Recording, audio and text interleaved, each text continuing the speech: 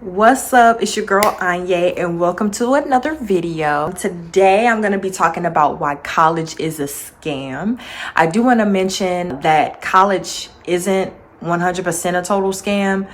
I am just reflecting on certain fields. College can be very good for those that are interested in being an engineer, doctor, nurse, lawyer, things of that sort. But even then, I do still feel that college can be cut in half, because for the first half of college or your undergrad, the first two really consists of general educational classes, which, like I said, that is just reflecting on a certain thing that isn't really necessary for your career to begin with. So this brings me to my first point, which is college is a scam because they make you go to school longer than what's actually needed. For example, the first 2 years of college consists of prerequisite classes. These have nothing to do with the actual degree itself. All prerequisite classes are like refreshers. All of my prerequisite classes were refreshers of my entire high school career. And I felt like it was just a test to make sure I listened. College should just get straight to the point. So here's an example. Okay, so I have a copy of my bingo sheet. So I created this when I was in college just to keep me on track, keep me on task with my classes, and that I took the appropriate classes to graduate, because I did change my major about 6 times when I was in college. I was kind of slowing myself down by not making up my mind on what it is that I needed to do. I started out in marketing, then I switched to fashion design. Then I was like, wait, I want to do marketing and fashion design. Then I let go of marketing and was like, well, I want to do business and fashion design. Then it switched to fashion business. Like, I can't make this up.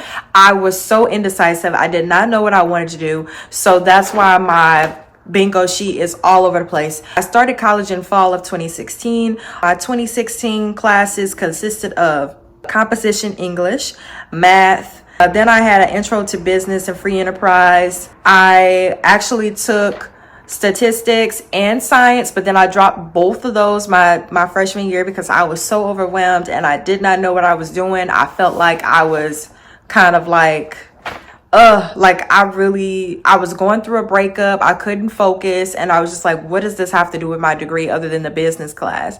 The business class, I liked it to an extent, but then at the same time, I still felt like these other classes don't even matter. Like, why do I have to take a science class to do business? What does chemistry and biology have to do with me working at Nordstrom? I just don't understand. So it was very frustrating for me. So I did make sure that I switched my guidance counselor so that they can help me stay on track. And they started to implement more of my major classes into what I was doing. There was an actual fashion class that I did. It was the fundamentals of sewing, because again, like I said, I came in as a fashion student, but where did the marketing come in at? Because I was still a marketing major when I started everything, and I really didn't get into marketing classes until my junior year. I felt like college should get you straight in with what you're wanting to do. Otherwise, a lot of people get discouraged and are like, what am I here for?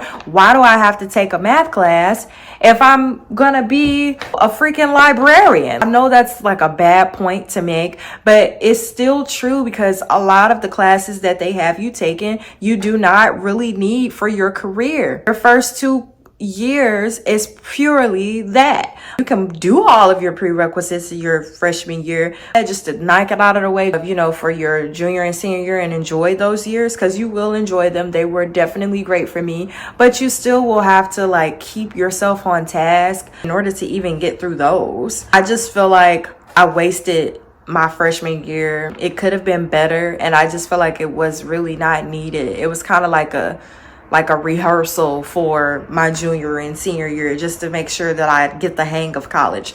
Moral of the story, college should get straight to the point. Like, if you're going to a trade school to do hair, you're solely doing hair, but you're basically paying your money to prove a point that you actually listened in school. Which brings me to my second point, that college funding is an even bigger scam. I'm going to tell you this, college messed me over big time. Okay, so let's say you get a scholarship and it's considered a full ride. This full ride is only considered a full ride for the first semester or school year. Reason being, tuition, room and board, books will more than likely increase every year due to inflation. And of course, colleges wanting to keep up with the Joneses because they have to make their money too, right? Especially private universities. I personally went to a private university. If you do go to a private university, make sure that you keep in track of your scholarships and what type of scholarship you get, because it is easy to get messed over by a private college because, like I said, they're not getting their money anywhere else.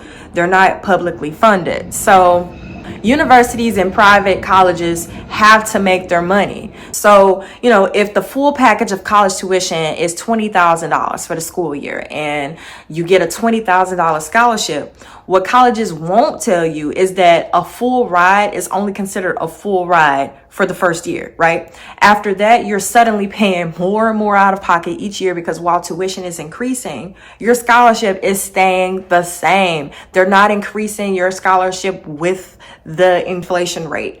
It's only that set in stone the first year you get it. Otherwise, it just stays that way, right? So what I would recommend for those of you who are on scholarship, you can get your funding some other way by applying to other scholarships. Make sure that the dorm room that you're in, it kind of like sits in with that range. And then, of course, pay attention to the hidden fees, like the books and stuff like that, which I'm going to get to that right now. College books are the biggest scam. I cannot stress this enough. Oh my gosh. And here's why. You get to school and you have your 5 classes or 6 classes or even 7. Each class has a book requirement for the most part. My advice for students who are starting college is to first go to class and ask the teacher if the books are needed. Let's say they are needed, right? The next thing, don't go to the bookstore yet, okay? Don't even go online to look. Ask your roommate if you can share books. I'd also even recommend borrowing a book from someone who paid for the book already but no longer needs it. If none of those are options, I then say look on Chegg and Amazon and then go for the cheapest option. Never buy, okay? Always rent unless you think you can convince students that come after you to buy your book from you. And of course, if this isn't an option either, then go to your bookstore. The bookstore itself, though, is the biggest rip-off probably of your entire college career. One reason being is that they will charge 2 times as much as purchasing the book from Amazon or Chegg, and 2, you have to return it at the end of the year. And if you don't, they will put it out as an expense to your tuition. Here's the silly part about it, all right? And they think that this is cute, right? So they'll buy the book from you for about $15, even though you paid $350 to get it. And then they'll do the next set of students after you the same way. It's a really huge slap in the face. Like, I wish I had known this my freshman year before spending like $800 for books. And then like each year after, like I paid almost $400 altogether for the books a semester. So that's like cut in half, but each year it got cheaper and cheaper for my books because I realized that I didn't really need them.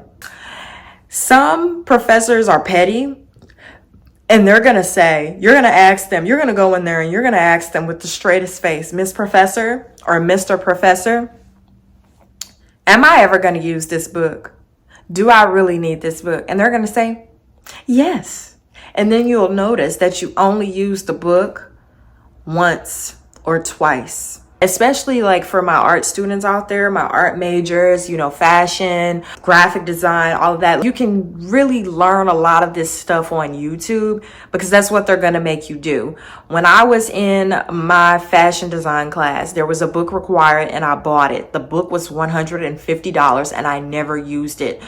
We used YouTube all the time. And that's one reason why I ended up dropping out of the fashion program, because I felt like it was not skill-based. It was not like look at me and then follow. It was look at YouTube and then follow. If I'm going to look at YouTube, why am I in college paying $20,000 for it when I can just do this at home for free? So what I'm saying is please, please, please do your research on your courses and on your professors to see if that is needed. Of course, if it's accounting, you're going to need the shitty book. But for any course where it's really just like, you know, hit or miss, I would not stress over getting a book that you're not going to use, that you're going to have to pay $150 for just to get $15, if that, back. So books aren't the only thing that isn't included in tuition. Like, they limit the room and board option. Like, different dorms have different prices, as I said earlier, but the prices are outrageous. For example, according to Business Insider, the average room and board costs for 2021 and 2022 was $10,740 for state residents and $27,560 for out-of-state residents, which is why I ended up going to school in state. I'm like, I'm not finna stress out about this and then end up dropping out or coming home crying, saying that I failed. I lived in St. Louis and went to school in St. Charles, which was barely a 30-minute drive, right? And while I was there, room and board was about $5,000 a semester. So each semester lasts about 5 months, and each room you get like a twin bed, a desk, a closet, and a bathroom suite in which you'd share amongst 3 other girls or boys. Now, this is not all colleges, right? This is just my particular college. I do feel like my college was one of the cheaper ones. So just imagine these numbers, but much higher. There's no kitchen, stove, refrigerator, microwave, nothing. And while every school is different, my school did not allow us to have microwaves. So whenever I needed to warm up food, I had to go downstairs or down the hall to the one and only kitchen shared amongst at least 96 girls. Now compare this to a 1-bedroom apartment. The average cost for a 1-bedroom apartment in St. Louis in 2021 was $1,045. Let's say you stay there for 5 months as well. That's $5,225. So compare a 1-bedroom apartment that has privacy, bathroom, kitchen, bedroom, living room, maybe even the dining room for $5,225 compared to a dorm room that has none of these and everything is shared for $5,000. Would you consider spending $225 extra to have a little bit more? Okay, so you have all these things squared away and you're like, all right, I'm not going to live on campus. I got the books I needed from Chegg and Amazon. I can apply for grants and scholarships to make up for it. And I'll double up on classes so that I don't have to spend the first 2 years on prerequisites. That's fine, but what about going to a class that has you YouTubing everything? And like I said before, I had a sewing class and I had an illustration class and I had a few business classes that utilize YouTube for demonstrations, lessons, and assignments. And if I'm spending the majority of my time walking to a class just to open up YouTube and look at the teacher type in YouTube examples while providing little to no explanation, can't I just do that at home for free? Not only that, they're making a PowerPoint, right? They're making a PowerPoint and they've already made it. They've probably been using it for the past 20 years that they've been teaching there. And they're just reading it off the screen. There's literally what they're reading off of the screen is in the book, right? So you're tagging along, you know, on the screen, going back and forth from the screen to the book. And it's like, why are you here? Like, do you even know what you're teaching? But 9 times out of 10, you're paying $590 for the course, according to the College Post, while you can YouTube that same thing at home for free. It's like getting your hand held as you go. The only difference, you're getting graded for it. And what about the fact that your degree is also being pursued by 11.5 million others, according to 2021 studies from Data USA calculating business degree graduates? Doesn't that make the value of your degree less than? Does that make the value of your degree somewhat of an easy target? Does that make it harder for you to get a job? Does that make it harder for you to stand out? Does that make it harder for you to say, I've accomplished something that 11 million others already have accomplished? You apply to a 6-figure job and you're going against 500 other people with that same degree. Only difference is they're not you. So you can no longer sell a degree nowadays. Take it from me. You have to sell yourself because so many other people have that same degree of similar value. So what can you bring to the table that they can't bring? Skill, experience, personality. So while you're in school getting that degree, what other skills can you pick up during those years? Most jobs require experience. How about internships? I personally couldn't even get an internship in college. I literally struggled to get an internship in college, and so I didn't get it. I just went to college, graduated, went straight into property management, which was nothing related to my degree. You know, even a lot of internships require experience. It's so silly. Like, all of the internships turned me down because I didn't have any experience. And I'm like, but you are going to be my experience. So how is this helping me any? 25 other people applied to this same internship. And because their GPA was a little higher, or because they was the president of the Black Student Union, or because they were a member of, you know, one of the Divine Nine, they get the internship.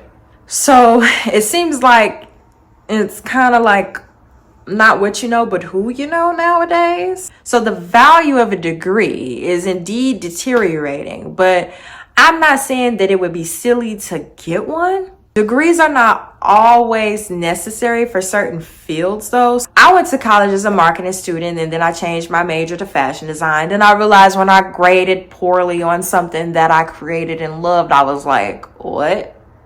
Just because the teacher didn't like it, it was executed very well. It's your art. So why get a degree in it? I mean, I would do it to brush up my skill set, you know, challenge myself. If you are a painter or something like that, you know, some of the professors will challenge your thought process to make you a little bit more groomed. Definitely a valid point, but at the same time, why can't you just take a simple art course to kind of, you know, brush up your skills rather than going to college for 4 years and 2 of those years consider of math, science, reading, you know, statistics. And I'm not saying don't do it. I'm just saying think carefully about it. I feel like I would not have been as determined or disciplined as I am if I didn't go to college. I feel like I wouldn't want to get up and go, but college forced me to because my mind was on that grade. Like, I need an A. I need A's across the board. Like, I did it to discipline myself. But nevertheless, you know, I took a class or 2 to sharpen my skill, but I already had the skill already. So, you know, all the class did was force me to continue doing it because, you know, repetition optimizes the performance of the skill. So, you know, that's just one avenue. Other avenues would be real estate, sales, web development, and that's just to name a few. You know, 2 years after I graduated college, I got a job as a banker. I negotiated my salary desires and I thought I won, right? Then when I started at the bank, I realized I was making the same as everyone else in my position. You know, people didn't have degrees and I'm like, okay, can I get a little bit more since I have a degree? They said no. A person even got offended because she's like, I don't have a degree, so what, I have to suffer because you do? And in that moment, I realized my degree was pointless.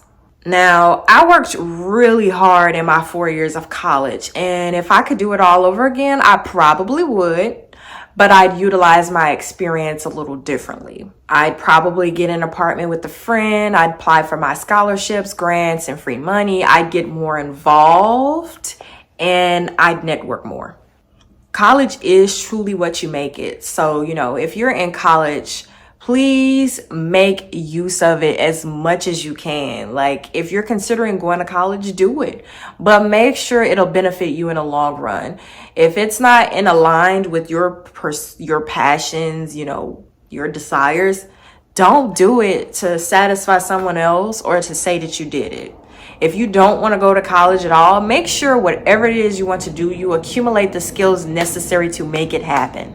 I personally was not forced to go to college. I just simply did not know what I wanted to do. So I just went to college just to figure it out. College helped me, you know, with deadlines, organization, planning, and being more responsible. If I had these things beforehand and knew what I wanted to do, I would not have gone to college. But we all have our reasons. So now it's time for you to figure out yours. Thank you guys so much for watching my video. Please make sure you like, subscribe, and comment other topics you'd like to see on my channel. Please also share reasons why you'd say college is a scam or isn't. And stay tuned for my video on why college can be beneficial. Peace. I was headed towards my fate until somewhere I lost my way. Something's gotta give right now, so this is what it is right now. All or nothing.